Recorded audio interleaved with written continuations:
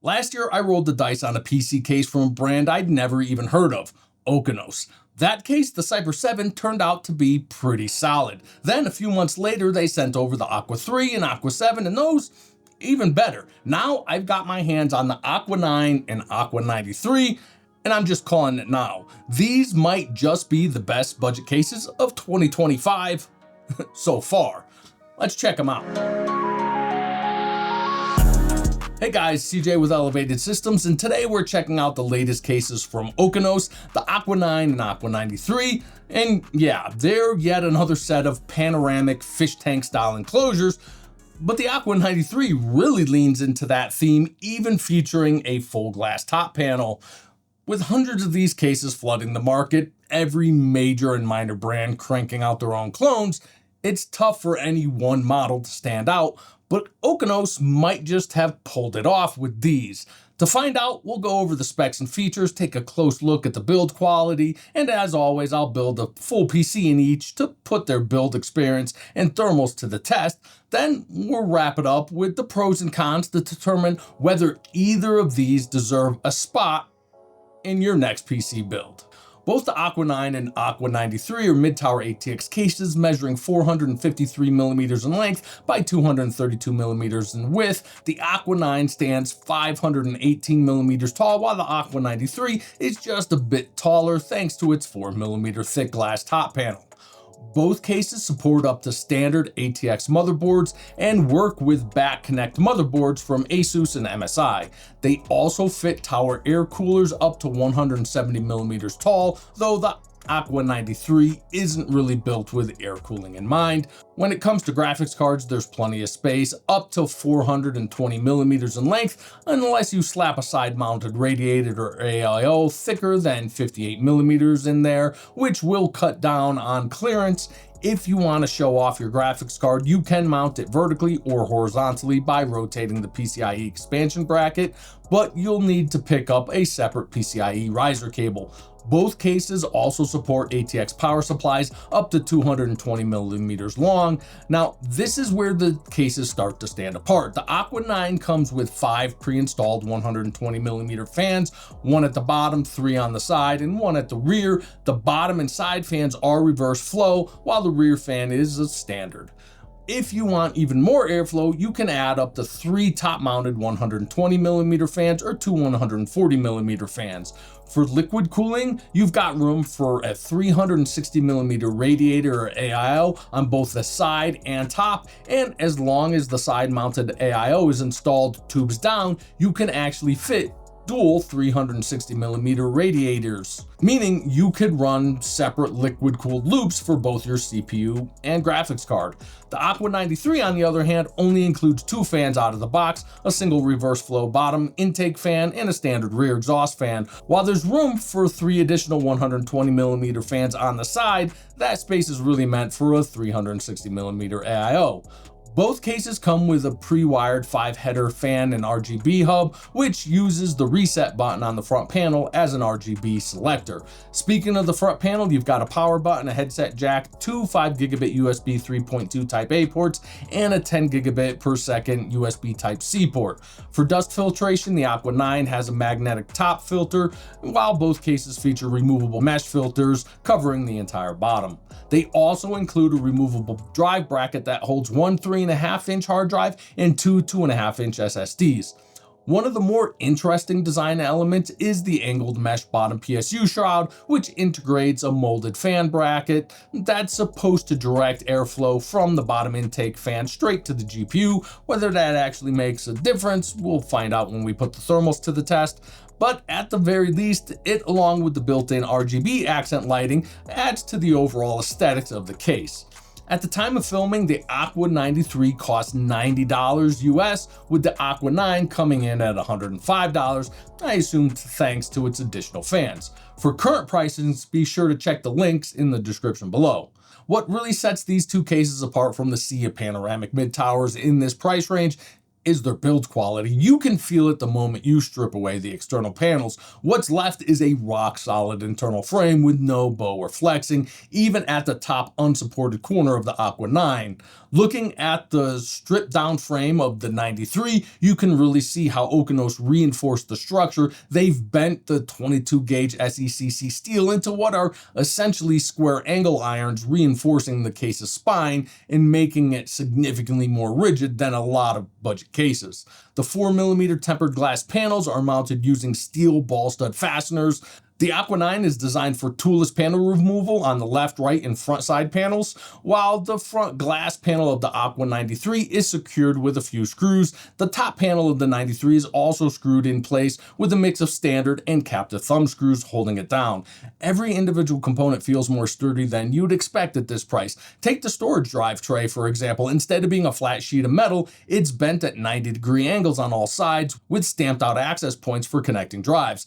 It's a small detail, but that kind of design requires more complex and expensive tooling, and yet Okinos doesn't seem to reflect that in their cost. Same goes for the removable PCIe expansion model. It's far more robustly built than I'd typically expect at this price point.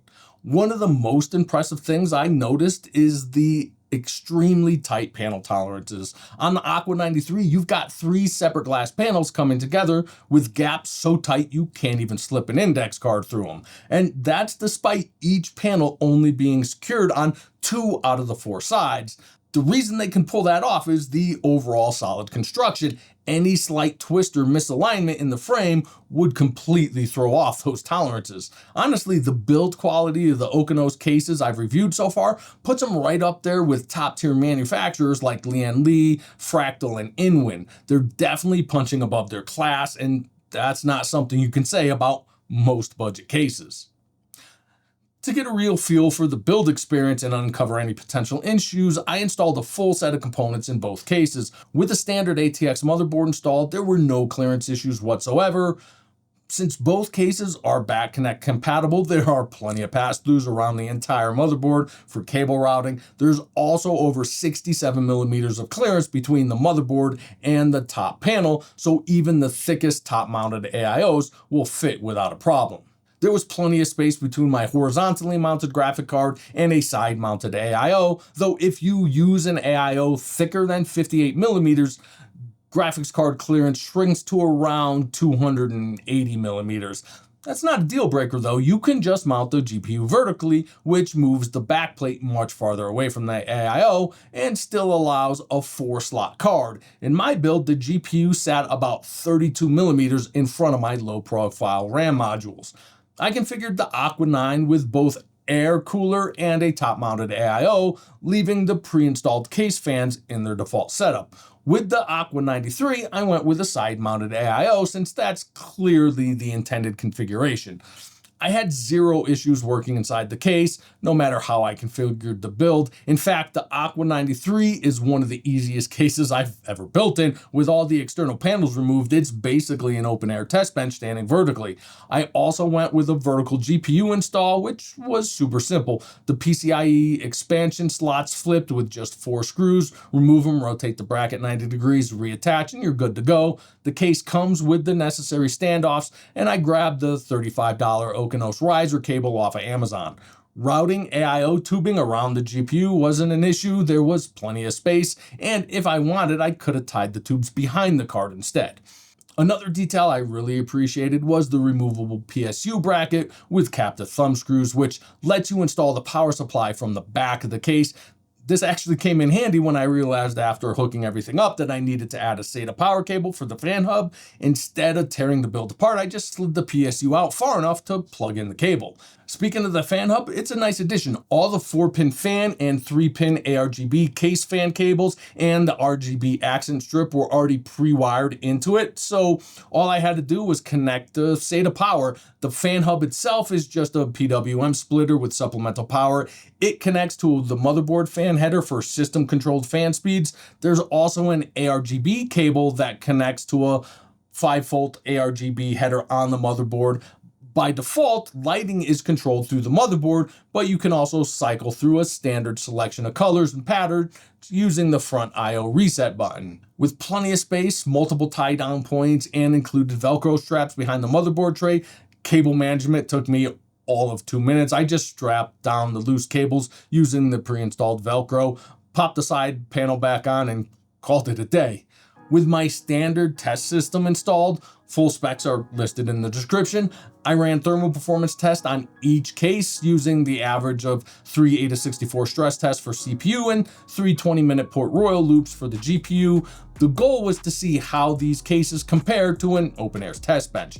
Starting with the Aqua 9, I tested it with a tower air cooler first. Despite the overpressure setup, it held up surprisingly well. CPU temps only rose by a single degree Celsius compared to the test bench. Motherboard temps stayed the same, and the horizontally mounted GPU also saw just a 1 degree increase. That's right in line with what I've seen from other panoramic cases, like the Aqua 7, where fans are mounted directly below the GPU. Switching to a top-mounted AIO, the results were just as solid. CPU temps rose, again by a single degree, while VRM temps actually dropped by 2 degrees thanks to the AO fan sitting directly above them. As for the GPU, temps didn't increase or decrease. It ran exactly the same inside the case as it did on the test bench. Now, the Aqua 93 actually surprised me. As I had it configured, there were 4 intake fans and only a single rear exhaust fan, with the top of the case completely sealed. In theory, that should have completely overpressurized the airflow, like pumping air into a basketball until you physically can't pump any more in. But somehow it didn't negatively impact temps at all. CPU temps remained unchanged, VRM temps only rose by a single degree, and GPU temps increased by just 2 degrees. So while the case is definitely building pressure, there are still enough escape routes to keep airflow moving. Overall, both cases performed exceptionally well in thermals. Now, I wasn't able to do my usual noise level testing, unfortunately. I've had 2 straight days of roaring wind shaking my house. That said, ultimately, noise levels mostly depend on the AIO you choose for the build. This is the part where I'm supposed to nitpick the weaknesses of this case, but honestly, nothing really jumped out at me. If I had to find something, I'd say the Aqua 93 is a bit too tall. There's a lot of unused space above the motherboard, but I get why. It's the exact same chassis as the Aqua 9. If I were building a permanent setup in the 93, I'd probably mount a widescreen mini display up there to make use of the space. But aside from that, both cases are solidly constructed, incredibly easy to build in, packed with features, and deliver excellent performance, all while staying at or below the $100 price point. With all that in mind, I'd say these cases set the standard for mid-tower ATX cases so far in 2025. If I had to pick one, I'd probably go with the Aqua 93 just for the extra depth and dimension that the glass top panel adds to the build. But what about you? Which one do you prefer? Drop a comment and let us know. If you enjoyed the video, smash that like button, and you loved it, consider subscribing. It really helps out the channel. Thanks for watching, and I'll see you in the next one.